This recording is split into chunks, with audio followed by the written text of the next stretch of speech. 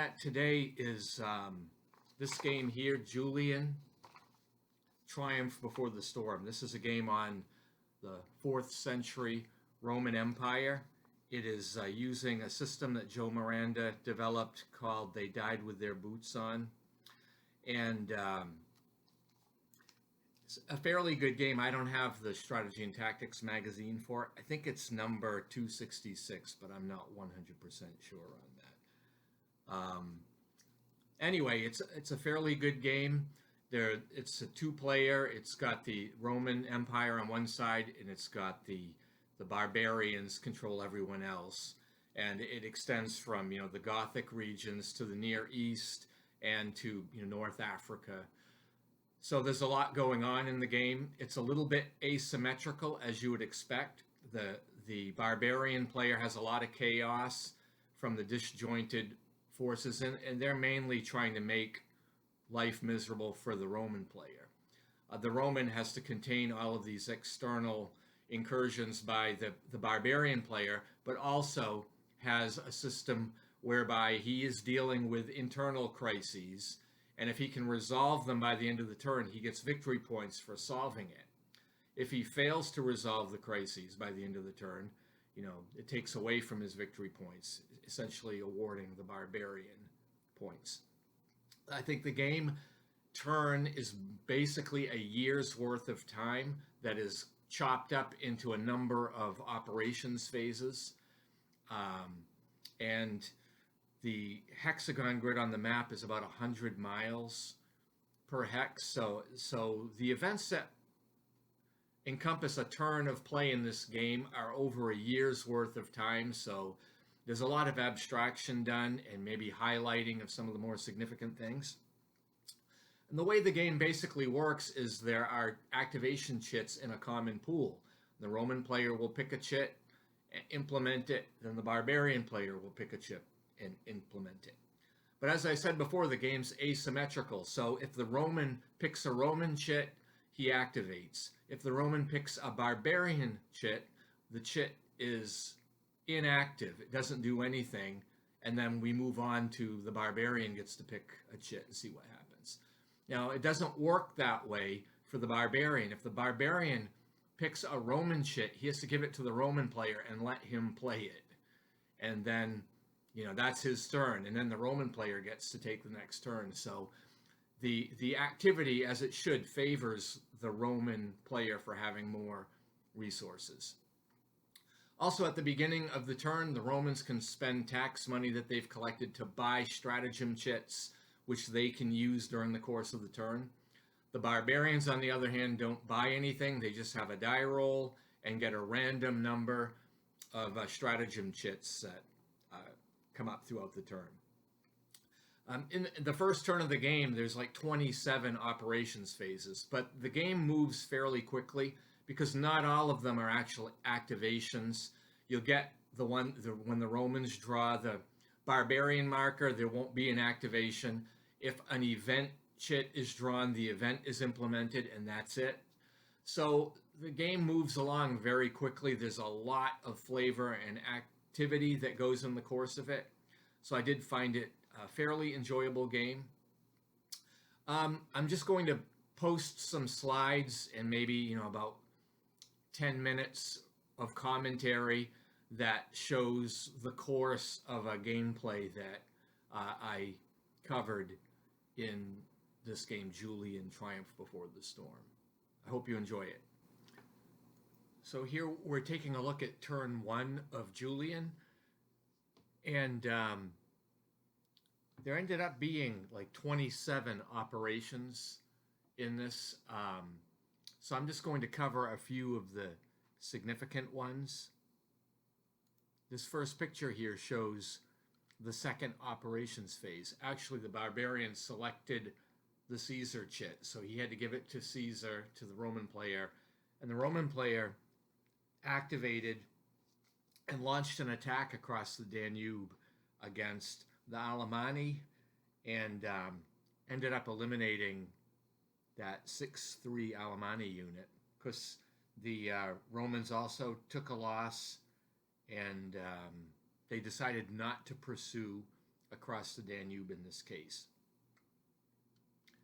Then again, during the 7th operation phase, a little bit later, we ended up with another, fight along the same area along the Danube between the Romans and the barbarians. And this time, a Gallic field army, you can see the 8-5 unit in the picture, crossed the Danube, and it ended up, eliminating one of the Franci units, and stayed put after that. This battle result actually resulted in the Romans collecting some free stratagem chits, and the barbarian had to lose one. That's kind of the nature of how this works. There was also one more major battle, again occurring in the same area. Caesar, on operation number 22, ended up with another attack against the Alemanni, and mostly the Romans are winning here, but they're not getting very far. They're really just trying to protect their border and deal with all of the other issues. There was also one crisis that occurred, and I think it was the Curialis crisis. So this is like an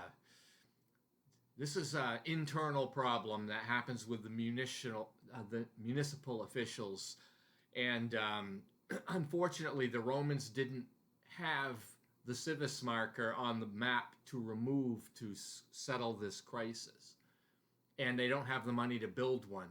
So the crisis actually goes unsettled, and it's going to end up crediting the barbarians with 3 victory points, because there's nothing the Romans can do. The only silver lining in the cloud for the Romans is that any other crises events that would happen this term can't happen, because you can only have one crisis going on at a time.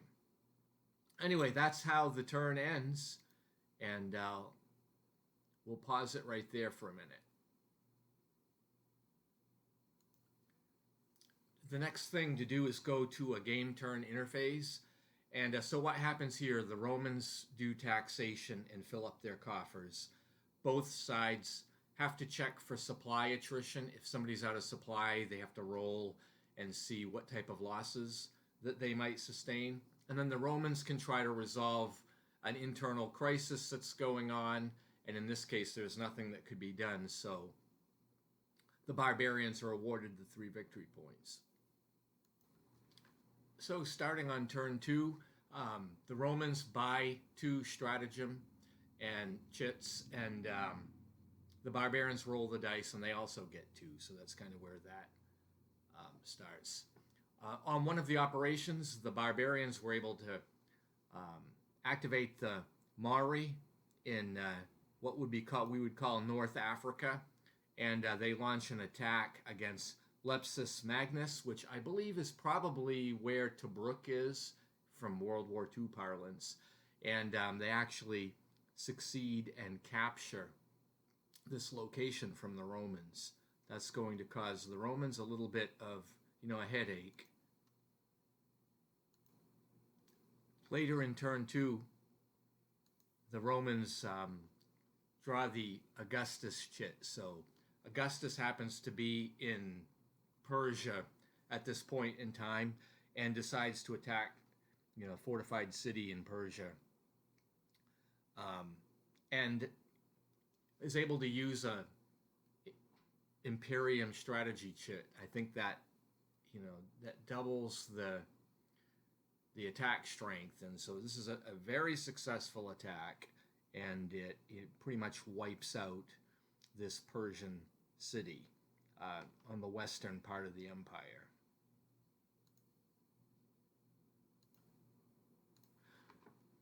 The other noteworthy thing that happened on this turn, this is turn 2, is the Roman player got the Rhine frontier crisis.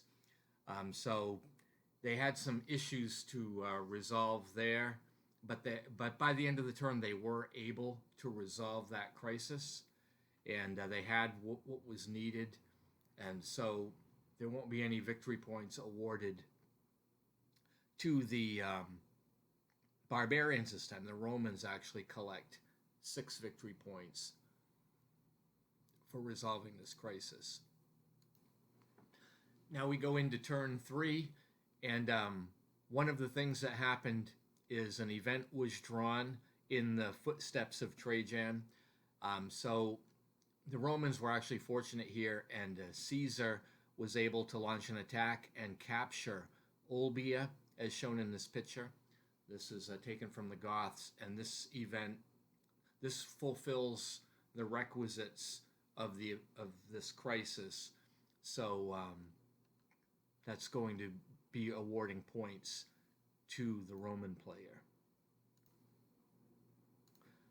Later on in the turn, the Romans were able to activate fleets and actually do somewhat of an amphibious attack in North Africa, where Lepsus Magnus was attacked. The Mari really lost this battle, and the Romans reacquired Lepsus Magnus. Going on to turn 4, one of the earlier events was a barbarian raid across the Danube. You can see in the picture here that the Saxonies have captured Vindobona, which is a little, is a city on the southwestern side of the Danube River. So this is going to certainly cause the Romans some problems.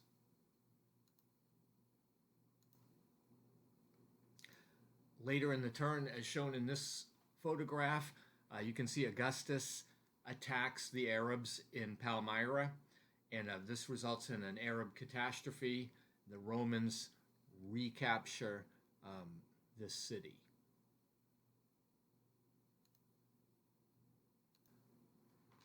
During turn 5, the Romans encountered the colony crisis. This is where the farmers within the Roman Empire rebel.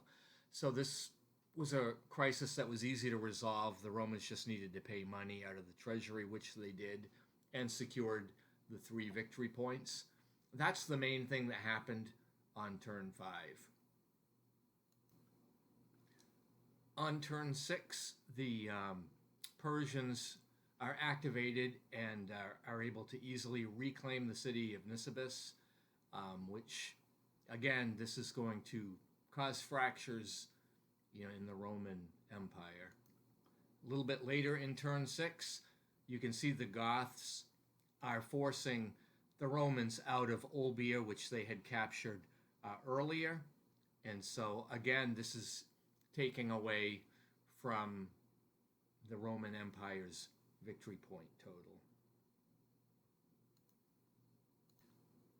I'm skipping ahead here now to turn 9, and here you see Augustus is tied up in the Near East, so the Goths are taking advantage of this, and you can see they are attacking across the Danube River into the Roman Empire proper. This is also turn 9, and this picture shows the aftermath. The Armenians attempted foolishly probably to attack the Romans, lost an army, and then the Romans counterattacked and took away this fortified location in Armenia. So certainly a great benefit to the Romans, that Armenian attack. I think it was ill-advised. So this is where I'm going to draw the line in this look at the game.